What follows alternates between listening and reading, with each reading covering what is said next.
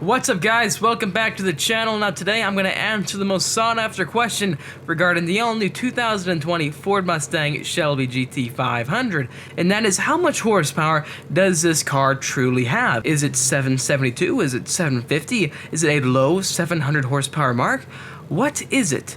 In this video, we're going to find out.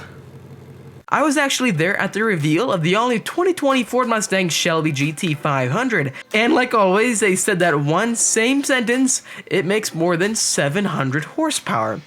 It delivers more than 700 horsepower. We just want to know exactly how much is it. Is it more than the red eye? Is it less? Is it more than the new Hellcat? So today, I'm going to answer this question once and for all, and hope you guys enjoy, and if you do, make sure to smash that like button. It really does help me out.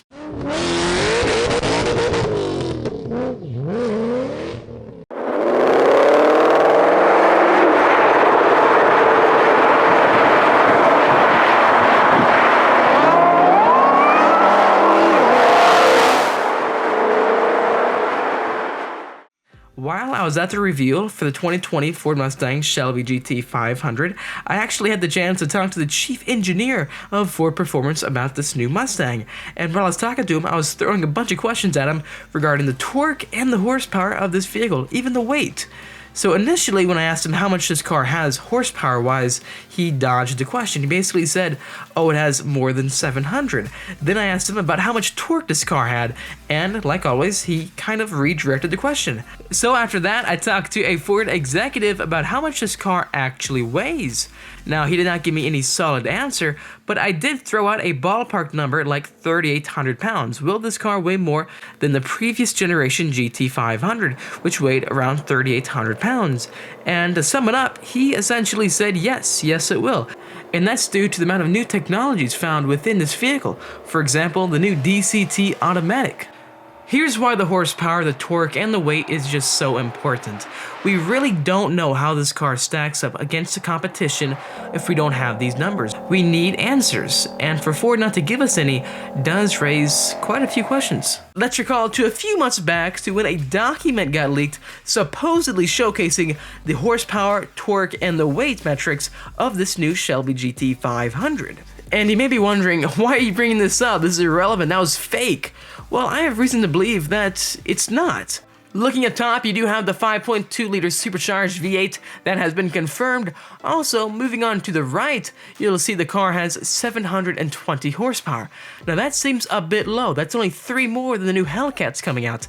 Also, looking down to the left, it says the max torque is only 650 pound-foot of torque.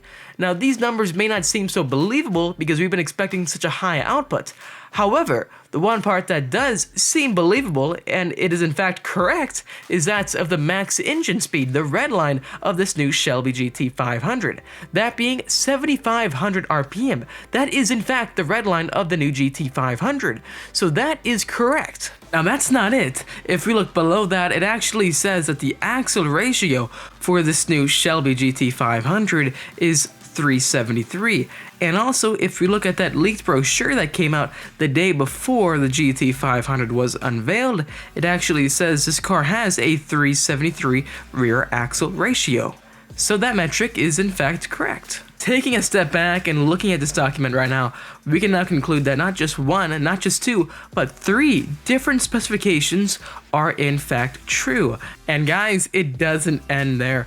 Looking at the sleek document, it also says the new Shelby GT500 has a carbon fiber drive shaft. So if we look at that leaked brochure that came out a few days ago, we can also confirm this car does in fact have a new carbon fiber drive shaft.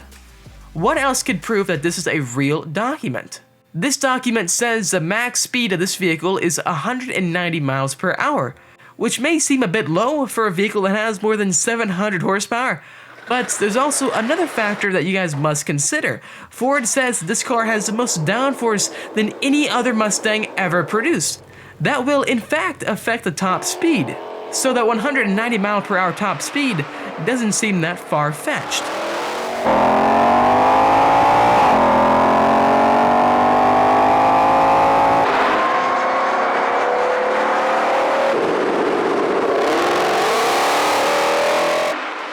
Also, it says the vehicle will weigh 4,200 pounds, which does make sense because the executive I was talking to did tell me the car will weigh considerably more than the previous generation GT500, that being more than 3,800 pounds. So looking at this document now, it doesn't seem very far-fetched. It seems like it could actually be real. So if this car does have 720 horsepower, 650 pound-foot of torque, and the top speed's 190 miles per hour and it weighs more than 4,200 pounds, that is not very good. If you really do think about it, that does not hold up well with the competition.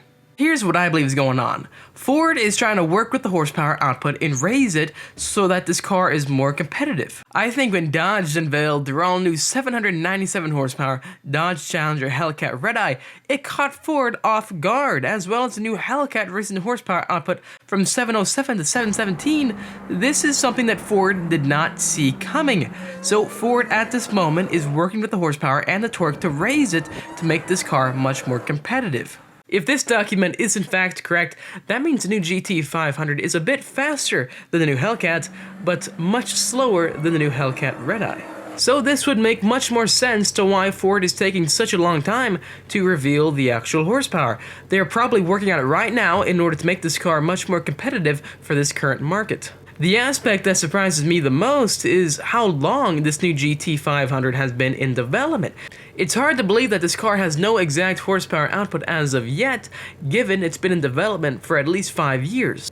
Within the past 5 years, Dodge has made the Hellcat Charger, the Demon, the Red-Eye, so many new vehicles, and Ford has been working on this one car, so this car better beat the competition. So what do you guys think? Do you think this car has 720 horsepower, or do you think it's close to 800 or even 750? Whatever it may be, we need to know from Ford, and hopefully it doesn't take too long. I know we've been waiting so long now, years now, for this new vehicle to be unveiled, and we're still waiting for more information. So until we actually hear the horsepower, torque, and the weight of this vehicle, we can't exactly judge how quick it's going to be and how revolutionary it's going to be. We can't tell if this car will crush the competition. The only thing that's crushing the competition at this moment is that newly designed DCT automatic transmission, but at the same time, it is disappointing a huge number of fans and enthusiasts who drive these cars every single day. There's one last thing that I just need to point out, and that is of the 700 plus horsepower figure. If we look back to the 2013 Ford Mustang Shelby GT500, Ford said initially that car would make over 650 horsepower. It ended up making 662. Now, if this new Shelby GT500 was making 772 horsepower, or even close to 800, you'd expect Ford to say it would have over 750 horsepower.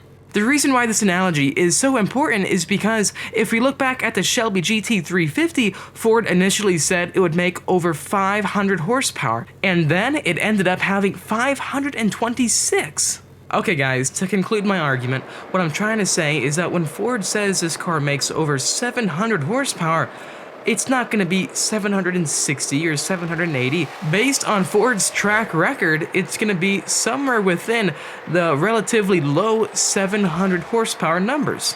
Therefore, the all-new 2020 Ford Mustang Shelby GT500 currently makes 720 horsepower and has 650 foot-pounds of torque. It also weighs more than 4,200 pounds. So we now know how the all-new 2020 GT500 stacks up against the current competition.